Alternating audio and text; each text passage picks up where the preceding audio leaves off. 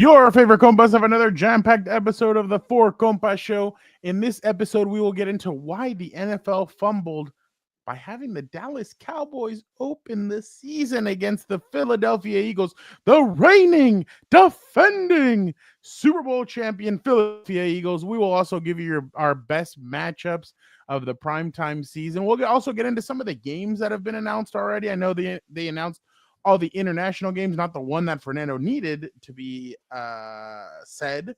It hasn't been said yet, but I guess we'll get it tomorrow. Plus, we might get into, and then we'll get into Combat Compas by recapping WWE Backlash. Also, time permitting, we'll have Burial of the Week and una más. Gilberto, how are you doing today? I'm doing well. Question as well. I do, but first I'll say I'm really annoyed because it's scheduled release day. I don't know if you heard, Fernando, where we get one game on Monday and another game on Tuesday and two games on Wednesday morning and then 200 and something games at 8 p.m. Eastern, 5 o'clock Pacific. Who gives a crap? Give me that freaking schedule already and put it on my fridge and call it a day. But it's a big event, and check out a story that I wrote about at si.com, by the way, plug. About the schedule release, so maybe I should like it. But yeah, I do have an engagement question of the week. I know how you guys feel about this. I could tell by the headlines, and I could tell by producer Victor. Do you think the first game one of 272 games in 2025, game one, should it be Eagles defending reigning Super Bowl champions at home at Lincoln Financial Field against the Dallas Cowboys with George Pickens? Is that the right game for week one, game one, whatever you want to call it? Let me know. Is it an NFL schedule fail? I'm going to say I don't think so. Actually, I'm looking forward to it. Rivalry game off the bat. It's game one, defending champions, George Pickens. Maybe Pickens throws a fit on the sidelines. I don't know. I just want to see a game that doesn't involve preseason or schedule. Will he even play? Or, yeah, what do you make? Micah Parsons, will he even play? Oh, yeah. Will he get paid? See, there's some storylines there. Oh, no, I have a funny angle for you when we come back and get the fellows in here. But I actually, it was just because of the teams that are playing, like the other teams that Philadelphia are playing at home. But at the same time, it's actually ironic. And we'll get into that after the intro. Compas on the beat. Let's get it. Let's go. Yeah. So we're Compas. Yeah, we are. There you go. Hey. There you go. Okay, all right. We got proof right there. Some guy that seems like he's asleep. Need you to wake up, Gilbert. There's a lot of energy. Come on, Gilbert. Let's go. Come on. Dan and Dago is at Moe's. I'll show you. I'll show you. I got it right. Okay, that's it. You guys, I am done with mine, but that's couldn't get better than a 2026 6th-round pick swap for a 7th-rounder. So freaking love you, Chad. Hey, dude. Cool, man. Compas on the beat, man. Derwin James signing off, man. Watch Compas on the beat, man. Welcome to Compas on the Beat. I'm Fernando Ramirez. I cover the Chargers for the Sporting Tribune. With me, as always, my co-host, my tag team partner, Gilbert Manzano, covers the NFL for Sports Illustrated. What's up, bro? What's up, sir? Yes. Schedule, release day, whatever. But I want to know about you on that. I want to know about you, though, Fernando. I wake up early nowadays, as a new father. You're not used to me being a morning person, but I am now. 5 a.m., 6 a.m. But you woke up early too, which you usually do. But to get no news about the Chargers playing in Brazil, you must have been annoyed about that. It's funny that in this group chat and the other group chat, sometimes you like stuff at like 6 a.m. I'm like, wow, Gilbert's because I mean everybody else in that other group chat is two of the other people are on the East Coast, so it's just funny to see how I'm all of our my board from like 5 to 8:30, and then I go back into the writing cave. But yeah, I'm up for 3 or 4 hours watching them. Yeah, exactly. No, well, I mean, I got up a little bit earlier today, just because I was like, oh, okay, well, here we go. They're gonna announce Chiefs and Chargers. They end up not announcing it, and I'm kind of like, well, what the hell? And they're like, oh, we're gonna announce it tomorrow, and I'm kind of like, dude, just get it over, because I already have a story ready for it. Like, so yeah, because Spain told you already the opponent, right? Well, yeah. So like, I had written a story about how like, basically how this is an interesting start to the year 2 of Harbaugh. You're starting off against the Kansas City Chiefs, who have won this division for 9 years. this could be a very telling game of how the rest of the season's going to go. And I know it's only game 1, but it's going to be a good measuring stick for these guys in what's going to be a very tough schedule. They have a, like, the good thing is the brutal part of their schedule is all at home. You have the Eagles, the Commanders. You have a lot of hard teams, but they're all at home. But regardless, they're gonna have to come out swinging. Yeah, Uber Goober Jock is right. It is free on YouTube, which he just announced today. The first game ever to be free on YouTube. God, if that thing remind Tom that the last series Super Bowl champion played in Brazil. Yeah, exactly, Tom. I mean, I a lot of people aren't happy about the Brazil thing just because it is the Angel. How are you doing? A lot of people are not happy that it's in Brazil because it's the Chiefs, and they're like, "Why would you do that?" But I think Dr. Florio tweeted out that the Chargers saved 2 other games instead of the Chiefs, Raiders, or Broncos games. So they obviously they didn't care about those 2 being international. They've done it before. Gilbert and I were there at the last international game when Felipe Rios threw 4 picks, and the Chargers could have won that game, and he threw 4 picks. He threw a pick in the final possession. Oh, to Daniel Sorensen, like the slowest white ever. And that was just so this is technically a Chargers home game in Brazil. This is a Chargers home game. I feel bad for the season ticket holders. They lose. By the way, this is just the beginning. Roger Goodell says he wants 16 weeks of international games. They're experimenting with the Vikings. The Vikings will be playing in Dublin. Are you from Ireland? Because my penis is. They're starting off in. They're going to Dublin, and then they're staying, and they're going to London after that. So they're staying the whole week out there. So it's just the beginning. We're going to get more of this. Remember, Dean was on with Steve Weish the other day, and he said that they want to go back to Greece. So that makes me think that in either next year or the year after, the Chargers are going to go to Greece and go play out there. I know that they're talking about Australia. I know that they have a bunch of stadiums down in Australia. That's going to be, I think the Rams are probably going there pretty soon, if I'm not mistaken. So all we're missing next year. Yeah, so Asia, I'm sure. They're going to Hawaii for minicamp. So the NFL is just getting started. Like I think Dan was saying it yesterday to me and somebody else. They're going to Saudi soon, and I believe it too. They're probably going to go to Saudi pretty soon. So it's different. So by the way, Canelo Crawford first press conference. You know where? Saudi Arabia. Yeah, exactly. So that's all they care about. But I'm definitely interested to see how all of this. Tom says that there's a lot of Charger fans in Australia. I think there's a lot of Charger fans in Brazil too, because there's always an account that has a bunch of followers that's Chargers related, and they always quote tweet my tweets and they translate it into Portuguese. So they're a Brazilian account. So. Yeah, I'm interested to see. I think there's going to be a heavy set of Charger fans. I actually the San Diego FC, some Charger fans pulled me off to the side and they told me they're going to Brazil. Husband and wife, they're going to be going to Brazil to the game. They're really interested. They've never been, so they want to go. That they're going to take a bunch of precautions and everything, but they're really excited about going. So it sounds like a bunch of Charger fans are really are going to go down to. I remember last year it wasn't safe. A lot of Charger fans are going down there. What? Wasn't that the thing last year? It wasn't safe to get over there. Even the players are worried about leaving their hotel. So I don't know. Well, you can't say that, but yeah. But you can't even use Twitter down there. Yeah, people always say it's not safe in Mexico, but it's always there was a well, they're not going to Mexico this year because they're fixing for the World Cup for next year. In Brazil last year, they can't use Twitter. So there was a guy that would send his wife. He would text his wife what to tweet out for him. And he would tweet out all the stuff. Yeah, no, it's crazy. Yeah, you can't wear green. That one I do know, unless it's like our Brazil jersey. Remember last year they got the Packers and the Eagles and 2 green exactly, teams. And none of them wore it. Yeah, so now we got red and powder blue.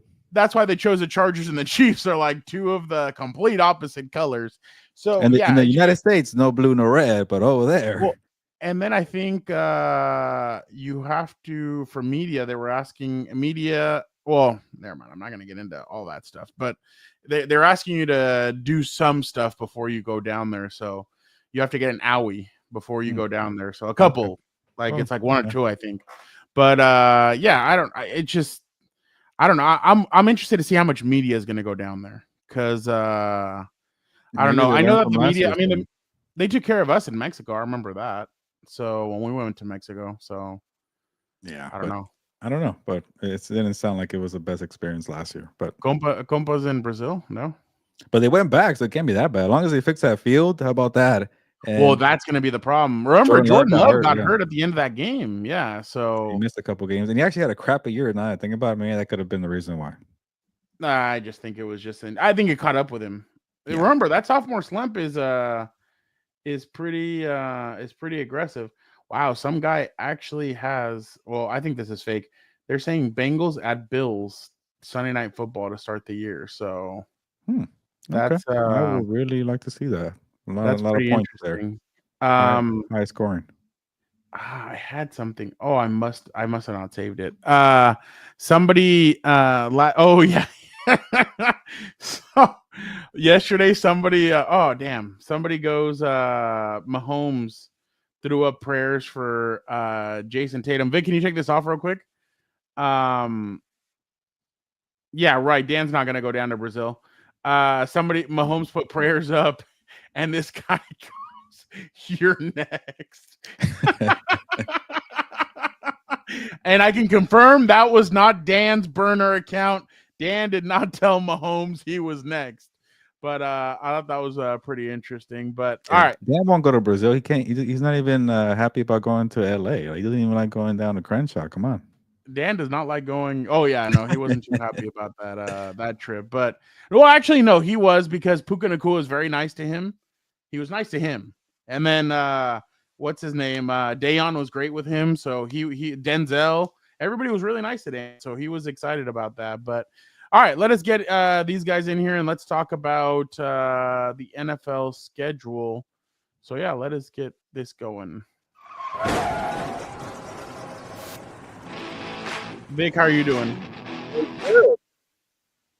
Yeah, good to be here. Yeah, I know Gilbert isn't too excited about this schedule release. So, well, anybody excited? It's like fatigue at this point. If we can ever find something that these two gentlemen unite in, it is the schedule release. Let's get Gilbert's tag team partner in here. How we doing? How's everybody doing over here? Dan, are you excited about the schedule release? No, it's the dumbest thing ever every single year. This is why I hate the NFL offseason. I had hold on, let me see. A coaching buddy sent me some article about Dan, somebody look at this. Somebody wants us to send you. No offense. I try to avoid third world countries at all costs. Allegedly. Is Brazil considered one of those? I would go down there. You know why? One of the biggest countries in the world. I have a little what's it called? Little file cabinet with some plans. Operation Real Madrid. Let me go find a little Brazilian lady to go see. To If the Chargers played in Spain, would you go? Oh, he would have been Spain? If they did or were. What kind of question is that? Yeah, no shit, I'd go to Spain. Oh, okay. I'd try and catch a Madrid game at the same time if I could. Or is it this? Or Barcelona, whatever you want. No one cares about those of the year. I have a question for you guys. So does this mean that the Chargers get 9 home games, but they lose this one, right? Yeah, so they have 8 still. They have 8. So they still would have 8. I think they have 1 preseason home game and 2 away preseason home games. That's right. Here it is. 3 away preseason home game, because they're the see, that's the thing. They're going to Canton for the Hall of Fame game. Yeah. Then they have to go to Brazil. Yeah. Then they have to go to the East Coast, I think 4 times. So they have 38,000. Tom knows what I'm talking about. You might get screwed here this year. Yeah. Don't you remember our best year with Lynn was this type of schedule where they travel the most? You're right. Good point. So I assume, it leaves no time for bullshit, so maybe they're more locked in. But what I was getting at, they went to London and they went a lot on the East Coast, but this is the type of stuff I hate in the off season. I guess they're, ESPN's getting all excited with rookie linebacker Abdul Carter sack celebration, the Oh, the Porsche Ghost choke. Raider. Yeah. Guy hasn't even played a snap of football. What are we even talking about? I Like, know. Oh, this just is the best t-shirts. Yeah, time. you want to tell the T-shirts in jerseys practice. unretired too. You want to tell the Hall of Famers to give them this number too. I'm glad. Well, I don't remember what drug of choice LT used to use, but I'm glad his ass didn't give up that number. I'll tell It's you that. white. Cocaine. Okay, I can Oh my remember. God. I figured it was the 80s. Oh, I they meant figured- ladies. Oh, okay, never mind. No, Lawrence Taylor. that's known. You mean Lawrence Taylor? Dan, the other LT is your LT. Yes, I know who. Yeah, Lawrence Taylor. He's also LT. He's the original. I'm talking about the Giants. This guy plays No, for I the know. Giants, right? Right? Yes. His addiction was white. Yeah. That, women, and beer and booze. I mean, I'm glad he didn't give it up. That guy's legendary. If he can do Oh, yeah. that stuff sober, if he can do that guy pissed, drunk, and cross-faded, and these Yeah. guys can't even do it sober. So Rookies he need to does. stop asking. I'm gonna say that right now. Like, stop asking and go earn it. I know. I would like Warren Moon shouldn't have given it up. I Yeah. hope no one else does. So He played in Houston, not Tennessee. Come on, for starters. I think whoa. I was gonna It's say a great state. I think Lawrence Taylor was the only player that Bill Belichick allowed to get away with stuff because I've heard some stories. Yeah. Because he was a defensive. Dude, are you coordinator. kidding? Wasn't there a story where he had 12 women in a hotel room with booze and drugs and everything else? Allegedly. I Maybe don't know if his it's new alleged, girlfriend if got he confirms introduced by LT, Bill and LT. Yeah, They that's knew. crazy. That's crazy. All You right, know what's let us- funny? He probably saw Aaron Hernandez and he says, I know how to control him. I've already had LT. I know how to do it. It's got out of hand. All right, let us go now to the opening game of the season, Eagles and Cowboys. I'll just give you my 2 cents quickly. Yeah, I'll Isn't be it quick. funny that the Cowboys have not won a Super Bowl since Dan was in diapers, and the what they like? This is a kick in the balls to Jerry Jones.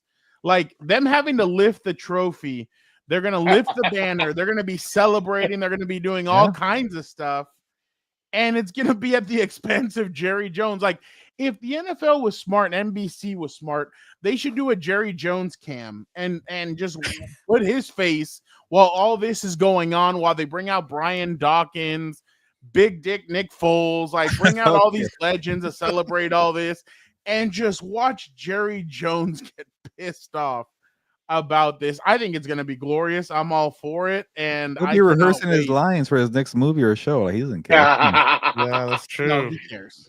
He has to kind of care. Like, he makes money. He's the richest franchise in sports, but you're also a laughing stock because your fans say this is our year. Every year is their year, and then it ends up not being their year. And we all. And the worst thing is that Jimmy Johnson was right, and that's what pisses Jerry Jones off the most. Is that he has since he started to want to take control, he has not won shit. So that's the thing that I think pisses out Jerry the most. Dude, after seeing that promo he cut on Fox Sports that one time about the Cowboys, I was like, dude, hire this guy right now. What are we waiting for? He could probably still do it.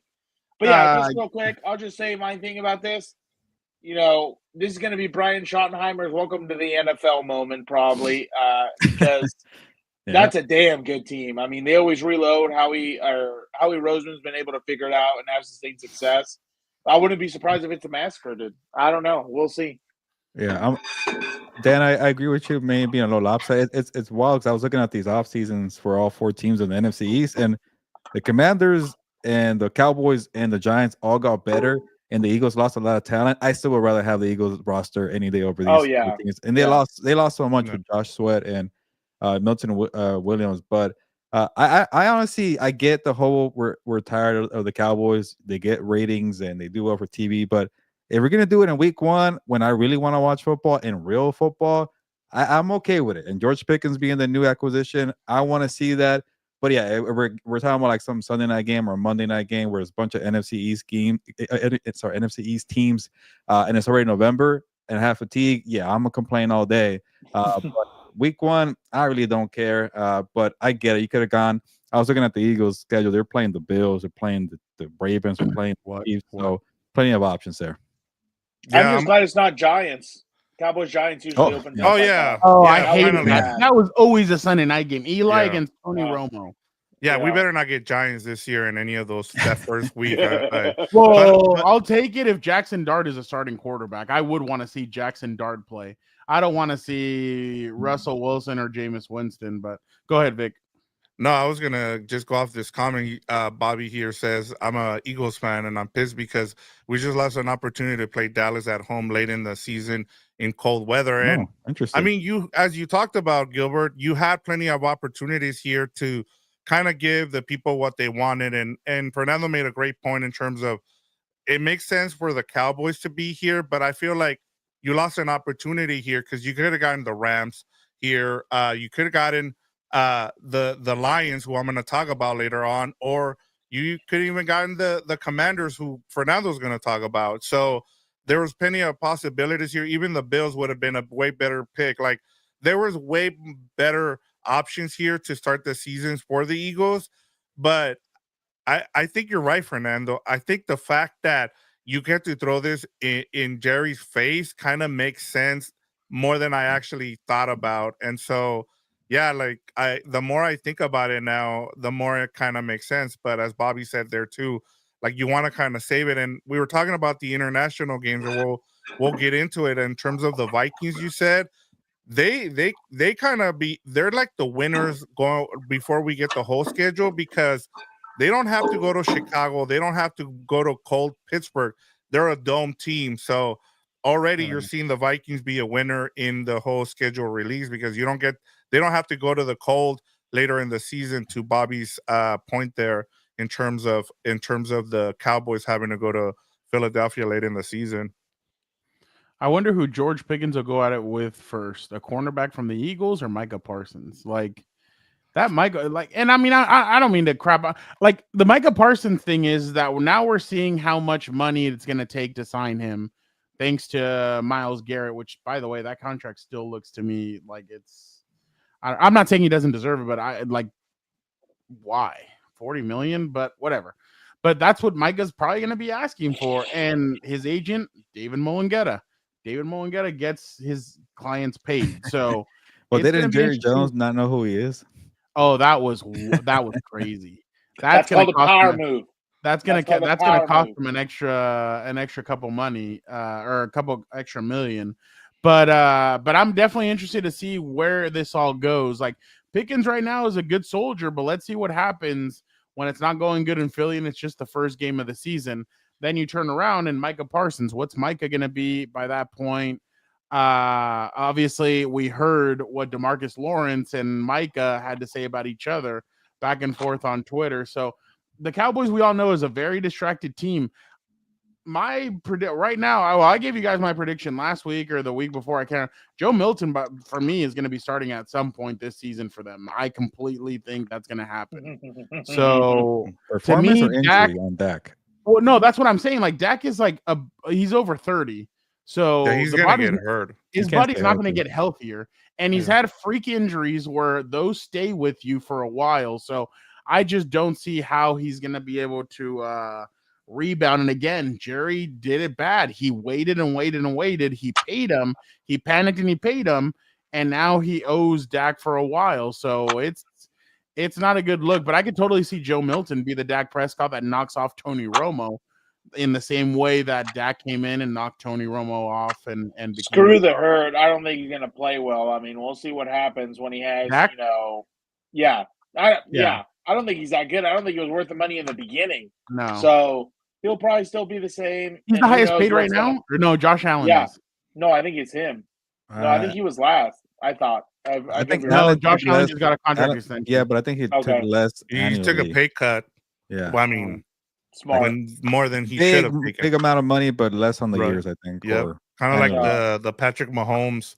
Yeah, so they can go and get more players. It is Dak Prescott at 60. Mm-hmm. Yeah, like Joe Burrow, Josh Allen, Jordan Love, and Trevor Lawrence are tied for 55. What a joke! The top guys haven't even made an AFC championship. What are we talking about? Why is Gilbert smiling like that? There's a name in there. Quarterbacks are so overrated. Who was the name in there? I'm responding because I actually think the Cowboys are going to be good this year, and I'm waiting to actually tell you guys that. But I don't know. Man. I'm waiting for you guys to You guys I- just go off of the past. I'm thinking about the future. I'm not. I think I said it last week. I think the Cowboys are making the playoffs. It's a weak NFC. I mean, I think they'll be one of the 4 new teams that make the playoffs. I don't know if the NFC is weak, big, but I just can't figure out who's going to win the thing. Like I'm telling you, the Eagles lost a lot. Could it be them again? I hate doing repeat champions. Maybe that's my fault there. Well, especially because supposedly they always change. But they yeah, and don't that's really too. win. Yeah. So like I feel like maybe Thank you, Angel. the AFC is just the same teams, like 3 or 4 teams, unless the Chargers make it. How about that, Dan? But with the NFC, I can't pick between 6 teams. I feel like. My question is that if You know, I don't know. I Or the think Broncos. Nah. no one I cares think about that. Cowherd did his predictions, and he was talking about how tough it is to pick teams in the NFCs. I Like, can't figure. I don't love one. That's what I'm saying. Like I can't he figure out wanted one to, I like. he put the 49ers all the way at the bottom, but then Ooh. Matt Hasselbeck was like, I actually think the 49ers might make the playoffs. That's another And team so- that Yeah, so there's like a lot of shuffling with Juan. How you doing? Appreciate you jumping on. But everybody keeps on Angel. thinking the Chargers are going to play at Cowboys on Thanksgiving Day. I think it's Is going to that be in the LA? Raiders. Because No, whenever but they the Raiders just played them on Thanksgiving, like a couple of years ago. okay, then they'll switch it. Yeah, because Yeah, I think the last 2 times they put them on Thanksgiving. So Yeah, that game was a blowout, though. I remember. Wait, where's the But, Cowboys Chargers game? It's at Dallas. Oh, Yeah. maybe. Yeah, But the schedule's not out yet, right? Like we don't No, know it's out what tomorrow. week No, is what. No. in Okay. 24 hours, Dan, you're going to be Yeah, on the just- live, yeah. and you're going to see the release. 24 video. hours and 7 Thanks. minutes. Yep. Yeah, No thanks. and Not gonna then do Gilbert will jump on later and watch the video with you and see what it. he Stupid. thinks. I hate this is why I hate the offseason. Like, who's gonna be better? Who's not gonna be better? Who gives a shit? Let's get to August and find out. This Like, is where I get we in need to trouble do- when Fernando we tells need me to to- do win-loss on every schedule. we need to just do don't a- know. That's We fine. need to do a ranking like just before the season starts of things Dan hates during the off season. Is it clips Yeah. of rookie mini camp or rookie camp? Is it the release schedule? Is it the NFL draft? Like we need you to rank them in Honestly, order. the draft might be number one. You missed Draft the might mock be number draft, huh? one. You missed the mock drafts? Hey, Vic, can you take this off? Stupid, man. Dan, did you Just see So this today? stupid. Did you see who was ready to go? Wow. Danger Here we Russ. go.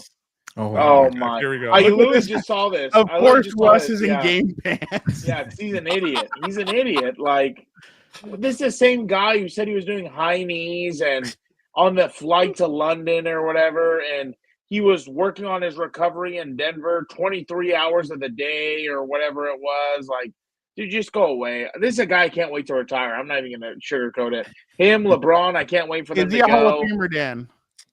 No, he's not. No, he's not. 100%. Also, did you notice something about that picture? No. The Jason hat? Dart is wearing the hat backwards. That Yeah. is always Oh. a no-no, Oh. according to Colin Miller. Cowherd. off to a bad Oh. start. Why does Jeff Cowboys say Miller. that?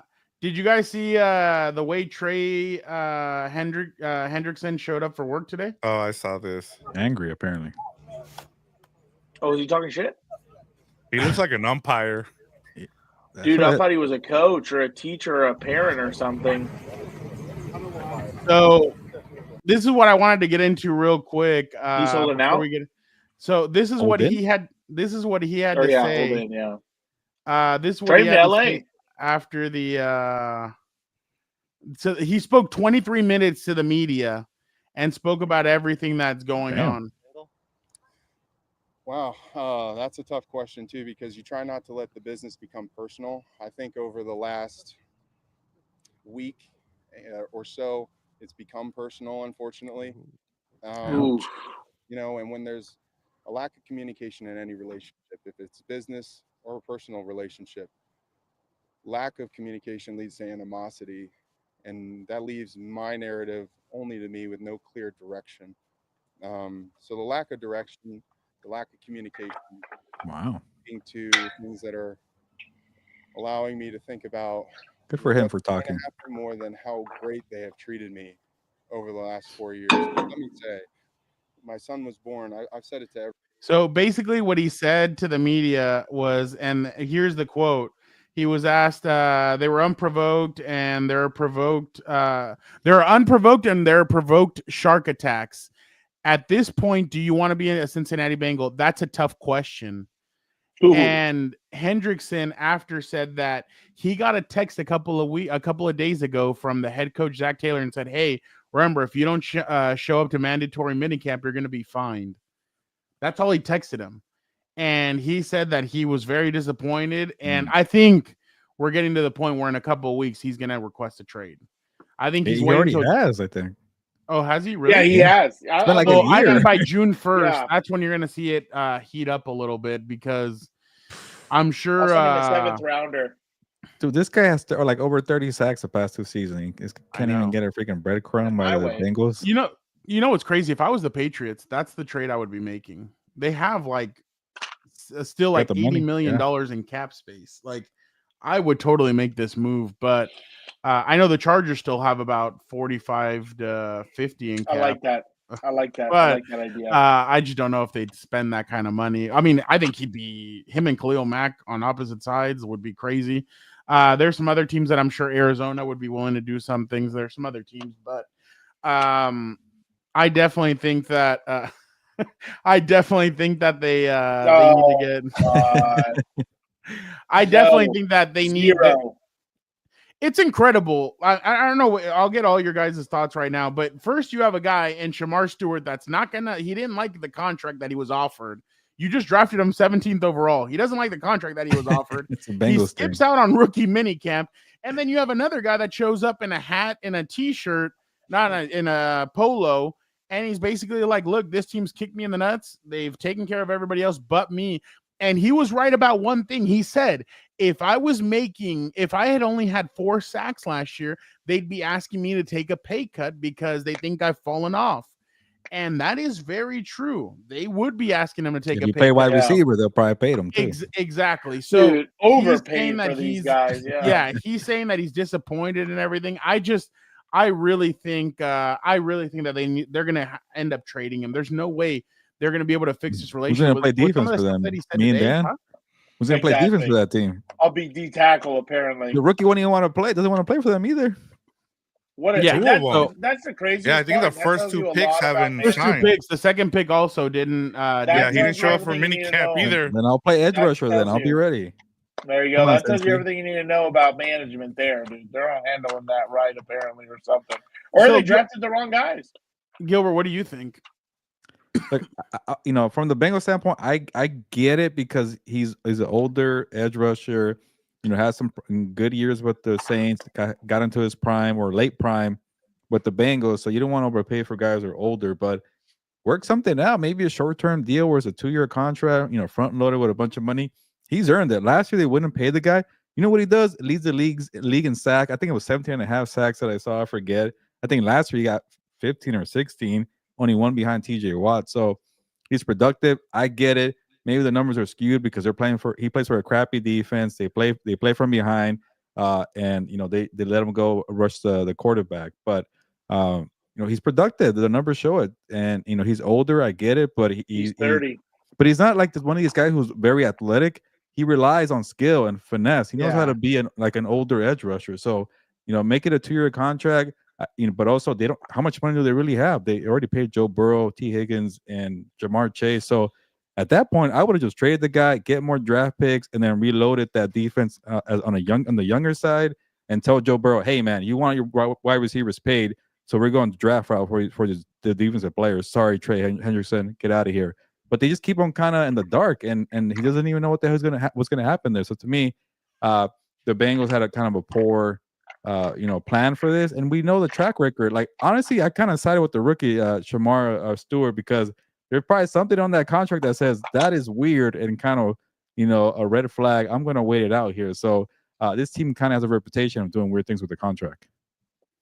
Vic, yeah, and I mean, I was trying to think. I remember we had Tyler Dragon on a few years ago during Radio Row, and they said they're super frugal.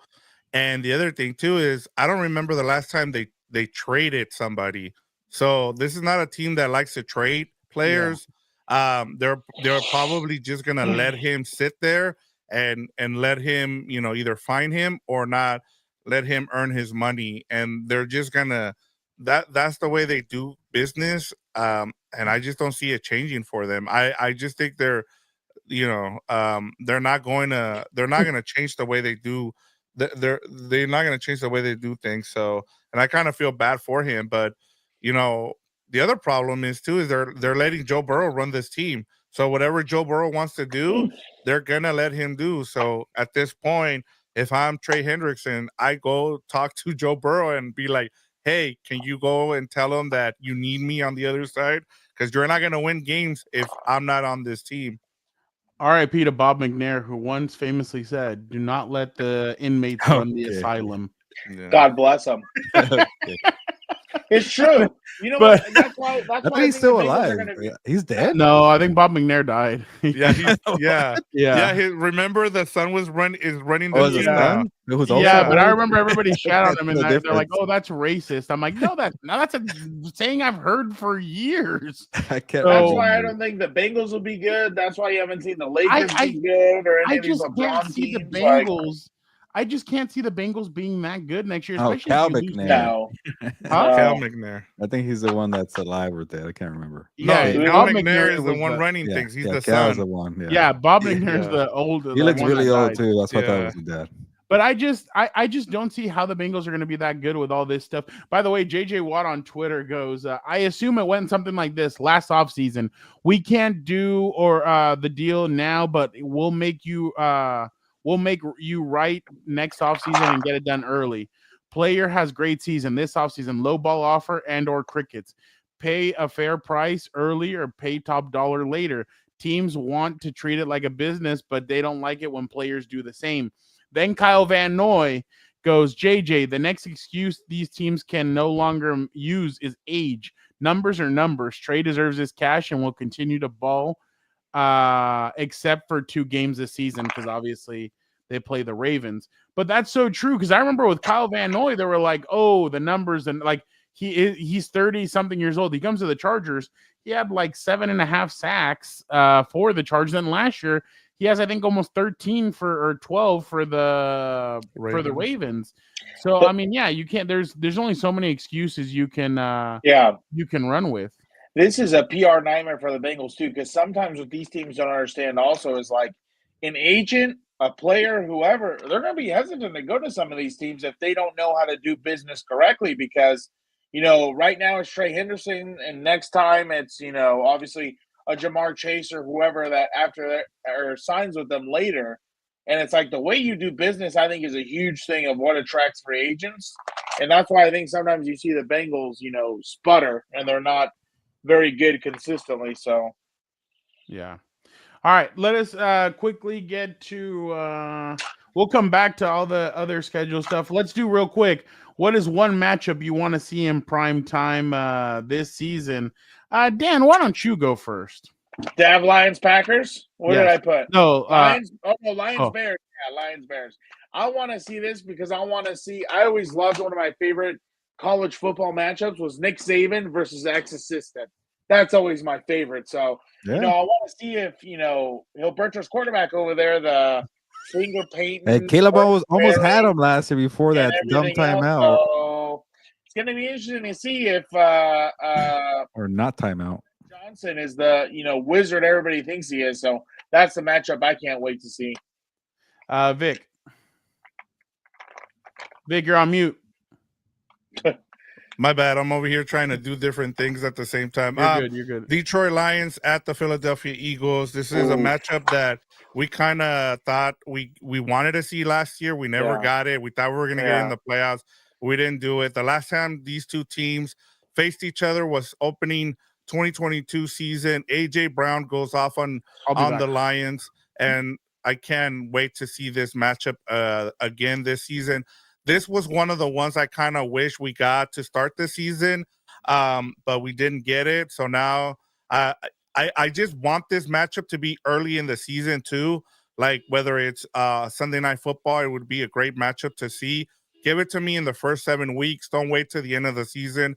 Kind of like when we got 49ers Eagles, like what was it, week 14, week 15, when everybody was injured. I want to see the two best offensive lines going at each other. And I mean, I this is a matchup that we wanted to see last season. They weren't scheduled to face each other. We hope we got it in the playoffs. We never got there. So This is the one that I want to see it. And I want to see it in prime time. We never got it because Dan's Lions shit the bed, and my Commanders, upset Dan Campbell's team, and we got the blowout. in the NFC After title you game. picked up number 1 for 4 or 8 weeks in a row, and every single week a player went down. Is that my fault? They why can't play shit the bed. defense, and they can't defend Jaden Daniels. You know the 2 coordinators sold out. What are we even talking about? Yeah, dude? they already They checked totally out. wanted it. God, what did I miss? By the way, I spoke Dan think about they the Lions need- blowing it last They year. need to change that rule, I think, when it comes to head coaching searches. They should not be allowed to hire coaches until after the Super Bowl because that's ridiculous. You have coordinators selling out just so they can get a jump start at their new coaching job. It's a joke. Well, my Commanders ruined that matchup there, but maybe we'll get it with Lions and Eagles. And I think I already saw the Bears have like 2 or 3 primetime games. I know. We'll talk about that. Nobody learned their lesson from last year, huh? Dan's gonna be excited. I got like 3 more minutes, just FYI. Yeah, you're I'll have good. to jump off. I will go next. Gilbert, go ahead. My bad. Sorry. Yeah. So you guys have the NFC. Maybe I'm done with these 2 even teams. Bills I'm done with Eagles these is 2 really teams. good, but I'll go with Bills Ravens just because guys. Breaking news. I don't think I'm gonna pick the Chiefs this year. So if the Chiefs are done, No. is it the Bills or the Ravens? Is it the Bills or the Ravens? So give me that game. Is the world ending? I don't know. I got Chiefs fatigue now. They were terrible in the Super Bowl. exchange? See, that's a good. By the way, the to Ravens let you go. starting safety just tore his Achilles working out. The Ravens. Yeah. We The need Buffalo a breaking Bills- news thing. I know. Gilbert is not picking Yeah. the Chiefs For to make real. it to the Yeah, Super that's- Bowl. I'll A say ticker. that. But I don't know who to pick, the Bills or the Ravens. Maybe the winner of this game. I'll go with that because they've been so close the last 2 years, and their playoff game was really good. Jorge wants you to Mark That's Andrews. right. Jorge wants you to pick somebody. Oh, yeah, No, Dan does not. Come on, you guys don't like that. No. You know? The curse. Yeah, On if top of I that, pick Bills, them, Ravens, they're gonna be cursed. If I don't pick them, I'm a hater, so I can't. win with you guys. Darius Washington. Bills Ravens is the choker bowl. That's what I call it. That's what they are. But maybe this year's different. Come on, we need somebody else from the AFC to come out the AFC. Can we do that? Dan has somebody. I do have somebody, but it just depends what the Zebras and Roger Goodell want to do. And Or the everything travel else. schedule depends that too. Yeah. Yeah. Hey, baby. I will don't go. mind it. Last year, I made a comment about if I remember. Oh, both yeah. teams were healthy, there'd be a They blowout. laughed at you. They laughed at you. In the NFC Championship, there was a blowout. No, get the hell out of here. Like they won 2 playoff games to get there. You thought this team was really crappy. Lozano. All I said is if they played and they were remember Okay. they were blowing them out, and then what's his name? Jalen Hurts got the C word, and then he was out for the game, and then they But came back. you and know won. damn They well, in laughed your at mind, you you. did not envision an NFC title game between these 2 games. You would have laughed at me if I would have predicted that. All I said You is changed if they your play Super again, Bowl it's team gonna be a 4 blowout. times. Okay. You whatever. changed your Super Bowl team 4 times. What are But we you even got talking it. about? But Brad, I won't give you crap. You gave them respect for winning 2 playoff games in Tampa and Detroit to get there and to prove your point. Yes, he got blown out. Hey, Hingle, Loser. Wow. I mean, what a yeah. loser. I may not be able to run a mile, but I'll Crazy. knock your ass out. Oh, Like, I am Hingo. right Okay, now. the Ringleberry. Dude. Okay, put on That's your real hilarious. name. Ooh. Yeah. Oh, Hilarious. No. Wow, is that the second time that's happened? Yeah. He's Yeah. at That guy's a a good amount prick. now. That guy can kiss my ass. How about that?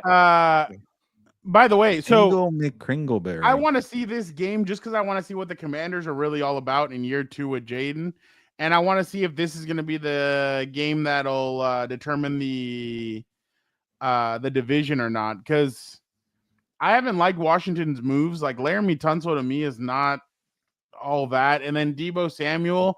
I know everybody's saying we're going to get a motivated Deebo Samuel, but is he going to be the guy that we all think he is?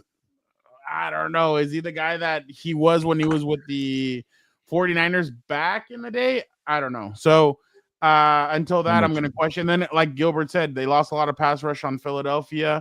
They lost some key pieces. They also gained some key pieces. But I still don't think that this Eagles team is done making moves. Trey Hendrickson, to me, I don't know why. It feels like They need an edge rusher. he might be an Eagle. But yeah, I'm with Flipside. I'm not That's high okay. on Deebo I either. would see them do that. Yeah. But all right, let's go to the next thing. What is the schedule wish list for the Rams and Chargers? Let Gilbert, me why don't you pull start us up a off? comment here that was really good. Yeah. Or Hold let on. Dan go before he goes. Yeah, go ahead, Dan. Yeah, I'll do this one real quick. Do you have mine? Is it a banner or do I just say it? No, just say it. It's Oh, pretty. my wish list? schedule wish list for the Chargers. Just win. I don't pull some bullshit Okay. where we're just Al over Davis. here not doing the right thing and everything else. So just win the damn thing. That's my thing. Just win. Here's Jesse's. It says, with much of travel for both the Chargers and Rams, what would be the ideal bye week for them? So for the Chargers, I what would appreciate that, Jorge. It hasn't happened yet, right? We don't halfway know through when. the year, halfway through the Anything like in before November. November is awful. November. I would have said, November, December. November, Right five is before- the worst. December's too late. I think November's a good time. Halfway through November, and then maybe if you could squeeze out that Thanksgiving game too. If you could squeeze out the Thanksgiving game and November, you'd have 2 mini bye weeks in November to get healthy and then to come back. So I definitely agree. I think November is kind of too early or too late are the worst. So you don't. Well, they've want had it the last 2 years. They've had it week 4 and week 5. Like, oh yeah, super early. Super early. Dan, before All right, I'm gonna jump off. No, Okay. I need you real quick. We're just gonna let What? all 3 of us go, and then you go. I want one last thing from you, if that's fine. Okay, what? Okay. Well, Hurry up. off real quick, and then we'll go. Well, yeah, hold on. like I got something I gotta go to. So No, you're fine. you got a hot date? no, it's work related, but Dan, Oh, fun okay. work related. did you hear this? Then make the most of it. All right, so I know that you're aware that your relationship First off, who is that? What is this? over the last Bill few Belichick. Oh, okay. specifics aside, because a lot has come out in the last couple of days. How do you think that impacts your ability to coach this football team, if at all? Yeah, Ooh. I mean that's really off to the side. It's a personal relationship, and she doesn't have anything to do with UNC football. Is that today? I'm excited to be back in the coaches meetings and getting ready for June, and then August when we get to training camp. So June will be a big recruiting month for us. They asked him about your head her. coach, what is Yeah, your PR favorite train head now. coach become? I don't know, man. I was talking to someone about that today. I was like, "There's no way." We have the best chat. Besides that bitch down there, we have the best chat. in the world. That guy can kiss my ass. That guy can kiss my ass. That's hilarious. We have the best chat besides that little bitch. But that's hilarious. That's hilarious. I was telling someone today about it. I'm like, there's no way, how can I put this delicately, that it's that good that it just cripples a 6-time Super Bowl winning head Well, when coach. you're 70 and the other Two-time. person's 20 something. Dude, come on. Let's be real. This guy has millions. He could pay top dollar to get the top dollar recruits, Come on. or he could. Robert Kraft was his boss. Pablo, That's not the right way to do it. Pablo said he doesn't think Bill Belichick even coaches this year for UNC. That UNC at one point might ask him, "Hey, Well, he has like a $1 million buyout. It's pretty easy to get him. Right. No, Which he did because of the NFL, but they could. Yeah, they could go the other way themselves. Yeah, like they could tell him, "Hey, we don't want you. We don't want you coming here." So yeah, it's hilarious, dude. I just can't believe it. Like, obviously, it's one of those things where I always say, like, look at the art, not the artist. But it's hard to not think, like, man, where's the guy who was winning Super Bowls, who was the most hated, who, He's in his 70s. He probably can't even coach anymore. Come on. Dick LeBeau was out there killing people, and he was in his 80s. He was a coordinator. Okay, he was a head coach. It still counts. Can you imagine if, you remember, I said Kyle Shanahan should have hired him at the Niners to be a coordinator. Yeah, that would have. perfect. That's what he should have done. Run the Get asylum. the best closer in the game. If dude. they said that Bill Belichick passed away being in vigorous activity, I'm gonna be like, "Whoa, he went out the way he wanted." Exactly, smiling. All right, Dan. Thank you so much. Everybody, take it easy. Have a good one. See you later. So I'll go to mine. I put no crazy road trips in December. The Chargers cannot have a crazy road trip in December. Last year they went to Atlanta. They switched and gave them a Thursday night game against the Broncos. Didn't they win a bunch of games during that period? They were fine. No, I know, but then you went to New England. It's just a lot of back and forth. And I just think no crazy road trips. Like, not like when I say no crazy road trips, like, don't take them to Miami one week and then the next week have them go to, like, I don't know, where else do they go? The Giants. Like, nothing crazy like that. Like, that's what I'm saying. Like, not a lot of road trips in not a lot of far road trips. Did they stay in West Virginia or something? Like they had back-to-back last year? Yeah, they played the Panthers and then they played the Steelers and they stayed out there. So I could envision that if the NFL kind of wants to help them out, which I don't know if they do, is keep them in Jacksonville or have them play Miami, keep them in Miami, or like something like that, like keep them out there. But I don't think that's you can't throw them a bone with all this traveling. So yeah.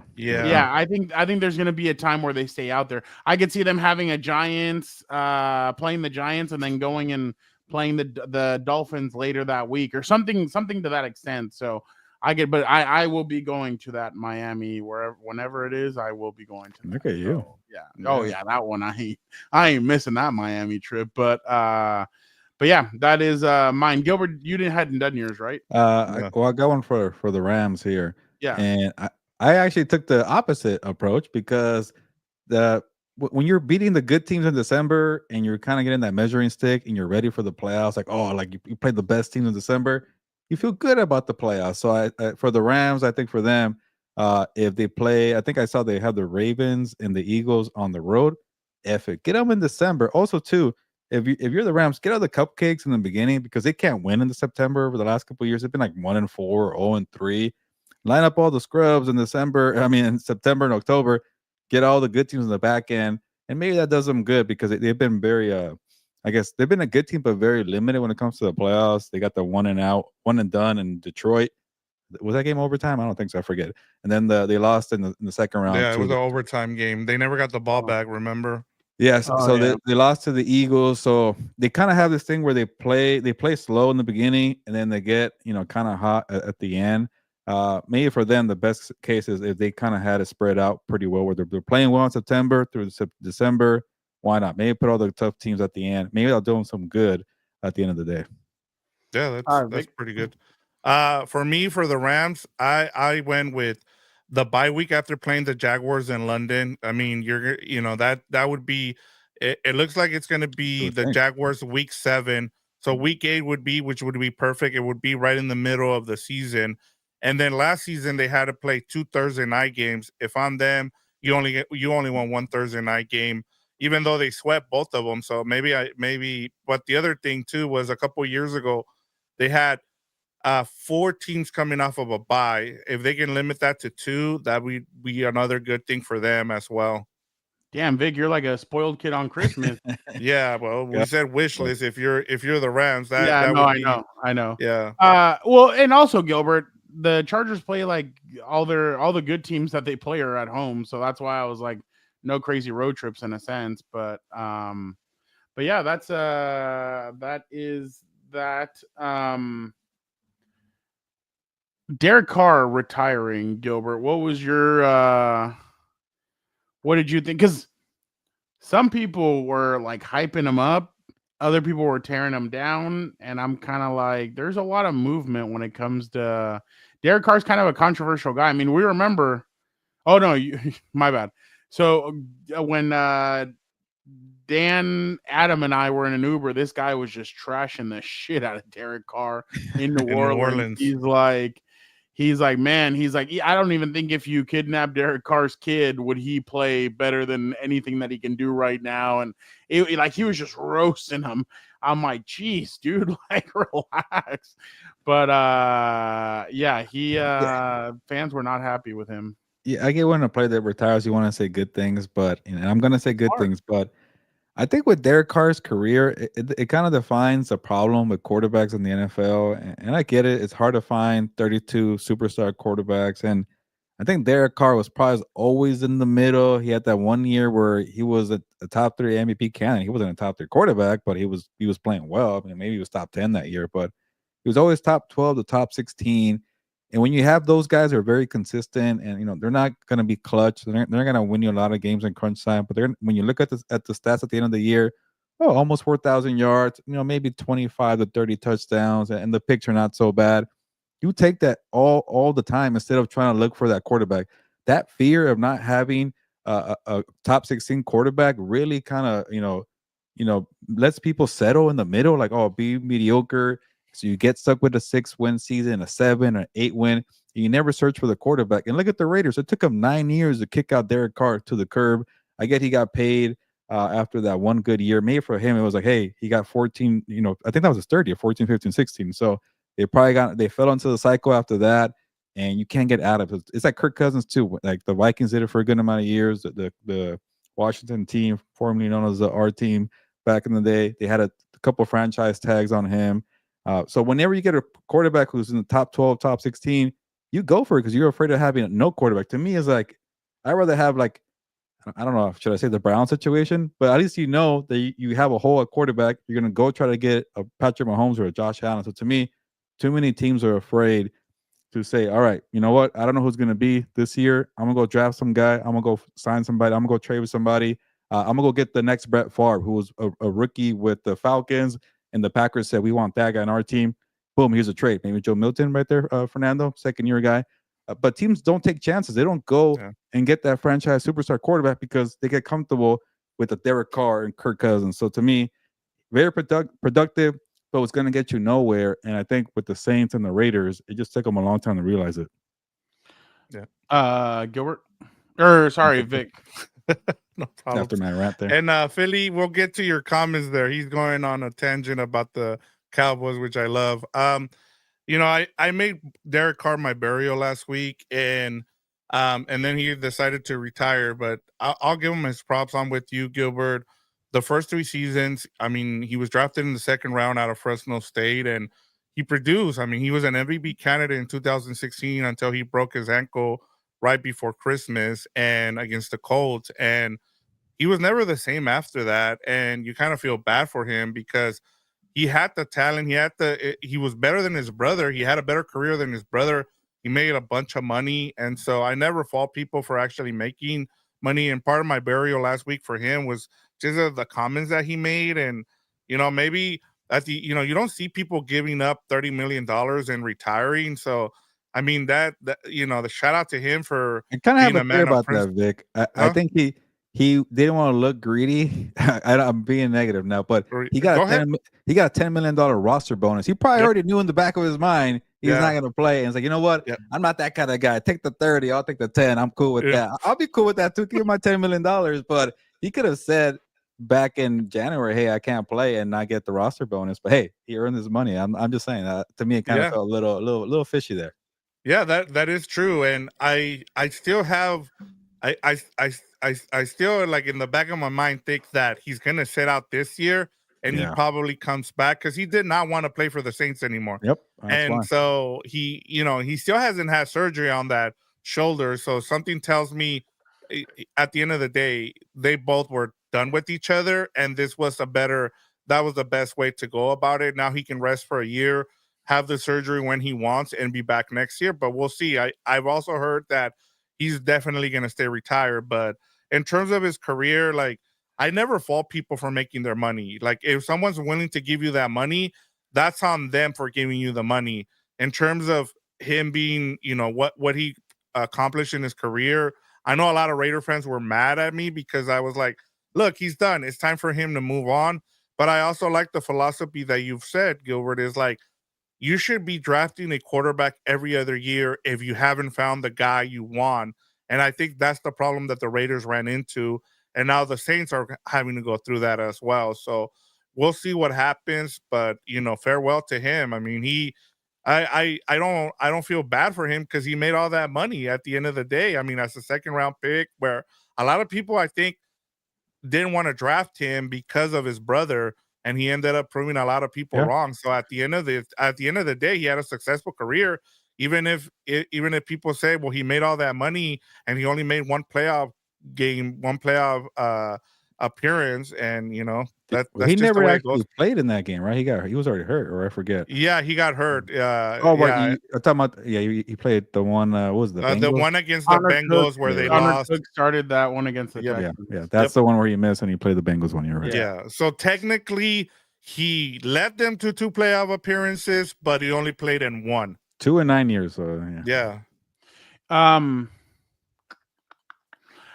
Rich Eisen said on his show that the Texans really like Derek Carr coming out of the draft, and that they were like, we can't do it. Like, we can't do David and then go with Derek. He said that Mark Davis wanted Derek at number 4 or number 5, and Yeah. that they were able to convince him, hey, he's going to drop all the way to us in Khalil the Mack, second round. Yeah. And they ended up getting Khalil Mack in that draft. I agree with Vic. I don't think he's done. I think he just didn't want to play. He's willing to sit out for a year. 34 years old. He's only 34. Yep. Unless what happened to Ryan Tannehill just happens to him, where nobody wants his services. And I think there was a team last year that did want Ryan Tannehill, but he wanted more money than what they were asking for. I think Derek. I think somebody will bring him in as a backup. I don't think anybody's going to bring him in as a starter. So if he wants to play, it'll be that way. I don't think it'll be as a starter. I don't think there's a team right now that I can think of. I mean, the Giants collect starting quarterbacks. I don't know if Derek Carr views himself as a backup. That's a problem, I feel like. Well, that was the other thing that I heard, was that the Saints said, we see you as a backup going forward. And he was like, I'm not doing that. I'm not having shoulder surgery just to be a backup. Derek can say everything that he wants and paint the picture as like he sounds like a politician when he speaks. But at the same time, we all know the truth. Like, he thinks higher of himself than what he really is, which is nothing wrong with that. But when it comes to the NFL, we've seen 11 years of sample size. Yeah, that's the thing. Everybody's seen the sample size. So, average to below average quarterback, he was fine. He's right in the middle. I think, I just thought he kind of got screwed with everything that happened. I mean, you have Jack Del Rio. You have John Gruden, then John Gruden has to leave because of the emails. Then Josh McDaniels can't stand you. So did he get screwed? Yeah, but I mean, it is what it is. I never thought there was anything like, he's better than his brother, but like, there's nothing like special to where you're like, oh, like, yeah, this is what I'm going to remember Derek Carr for. No, I'll remember him more for his sermons or whatever than probably the stuff that. And then when he saw Vic Tafer and he saw Adam Hill and everybody at Chargers, when it was Chargers Saints joint practice, and he's like, my friends. I thought that was the people he blocked. Yeah, I thought that was the funniest thing in the world. So yeah, I mean, average, below average, wherever you want to put him. Again, I don't think he's done unless he isn't going to come back as a backup. Then I think he is done. But as of right now, I could totally see him come back and try and play after a year, go rest up his body, and then say, you know what, let me give it one more go at it. Because I remember when I talked to Tony Jefferson last year, who came back after being out for almost 2 years, he told me I needed to rest my body up. Sometimes you rest. Right now, your body tells you, yeah, no, screw this. I don't want to do this anymore. But then you kind of sit out, your body starts recovering, and your body then tells you, hey, you know what? I think I can still do this. So who knows what his body will tell him after 1 year of sitting out. But right now, I can tell you, I don't think he's going anywhere. I think he'll still be on social media. I think, or he'll start doing videos. He'll start doing stuff. He'll post his thoughts, do some weird stuff. And it's going to be annoying because nobody cares about his thoughts. But definitely he'll do TV with his brother. No, I don't even. Well, I'm not even getting into that. But do you still remember 2 or 3 years ago? He thought he's like, the Raiders are going to win the Super Bowl. My brother's going to be the MVP of the league. Like right there. That should have been all right, dude. You know what? Yeah, and I think this was Bisaccia. I think is who they fired. Bisaccia. Yeah. Bisaccia really loved him. But by the way, did you see Bisaccia came out today and said that he needs to be better so that the Packers win more? He's like, I felt like I've let, what's his name? Who's the head coach? LaFleur. He's like, I feel like I've let LaFleur down. I'm like, what? Like, well, he was supposed to be one of the best special teams coordinators. They were bad last year, and they've been bad for a couple years. Yeah. I remember when he was with the Chargers, they were really good when he was with the Chargers. Then he was really good when they were everywhere he's gone. They've been really good. Yeah, the Cowboys or Raiders. The thing is that and see, this is the thing that I've noticed, and I'm not trying to take a shot, but I've only known one team essentially. Like, yeah, I go sometimes to Saints, Raiders, stuff like that. I've only known one team, but when you would talk before to previous like 5th round, 6th round, 7th round draft picks, do you play special teams? No, not really. But I mean, if they want me to, I guess I can. These last 2 years, you asked the 5th, 6th, 7th round draft picks, do you play special teams? Yeah, that's kind of my thing. I like playing special teams. I love running down the field, doing stuff like that. So it's like, when you draft, you have to kind of draft for both, and it seems like that's what some certain teams do, and maybe the Packers aren't doing that. Maybe Maybe these they're wide not receivers, that all 10 of them that they have could play special teams. Yeah. Maybe that's the goal. And oh no, they weren't there. Gabe Davis yesterday met with the 49ers. 49ers. Tomorrow he's going with the Giants. So. Don't say Packers. Oh no. Well, they already have a problem with one of their receivers. Reed is Reed. the one that had to be sat down and talked about what his roles. He wasn't very good last year either, but yeah. Well, yeah, he was good that. But see, the thing is, he wasn't good his rookie year. He was good in the back end. Those last 4 weeks of the season, and then he went off. And then that Brazil game, he went off, and then he did nothing. Yeah. So was he on your fantasy team, Gilbert? Yeah, I thought he was gonna pop off, and he. You know how you can tell he gets frustrated. That's how you can tell he's on his. Well, the quarterback is not good either. But I had to watch these Packer games, and Jaden Reed just couldn't get the ball. He couldn't get open. He's kind of a small gadget guy too. Yeah. Oh, let's go with this now. If you're Aaron Rodgers, are you still going Steelers? You're not going anywhere else, Gilbert? Yeah, I'm not going to New Orleans. That team or franchise has done nothing. The GM is still there, Mickey Loomis. I could crap on the Saints all day. If Derek Carr don't want to be there, that tells you everything. So, yeah, it's still the Steelers, man. You got DK Metcalf. You get a good enough O line. They're still very young, but I think a couple first round picks on there. You get Caleb Johnson, the rookie running back, and you get Mike Tomlin, who's a competent head coach, and Kellen Moore. No offense to the guy, we just never seen him as a head coach. So, to me, I still rather go to Pittsburgh, where I know you're going to win 9 games, maybe be one and done in the playoffs. But the Saints really going to make the playoffs with Aaron Rodgers? I don't think so. Vic, can you take this off real quick? Yep. Of course. Speaking of Mickey Loomis, let's go to the streets out in New Orleans and see what fans think. Yes, Lord. Yes, Lord. I had to get off the line because everybody's phone went off at the same time. I thought it was like a weather advisory or something, but no, it was a message from God himself. Only thing we need next is Mickey Loomis gone. He's not a good GM. I think people this is the first time in a long time I hear people saying what I've been saying for the last 3 years this offseason. Finally, like I never got this franchise since freaking Drew Brees retired, Sean Payton left. And you look at one common denominator, it's freaking Mickey Loomis. He's making all the picks. Can't even get the right damn. Like, look at their O-line. Cesar Ruiz, 2021 first round pick, not good. Trevor Penning, 2022 first round pick, not good. Fuaga, great training camp last year. So rookie year. I'm not gonna say he's gonna be a bust just yet. So year 2. Then you draft another lineman. And Kelvin Banks Jr., I have no faith in this team developing linemen. Like what do people say all the time? Draft linemen in the first round. You're never gonna mess it up. Who messes it up? The freaking Saints, man. The Saints or the Seahawks? Pretty much. McCoy's a good center. I'll give him that one. But that's 5 first-round picks, and they can't even get it right. So it's Mickey Loomis, man. Yep. Yeah. No, I completely agree. I think what New Orleans should have done, but Mrs. Benson's just not going to do that. Mrs. Benson has been with Mickey Loomis since her husband was there, so he's been there for he's one of those guys that quietly stays there, and he's still living off of 2009 when they beat the Peyton Manning. No, that 2017 draft.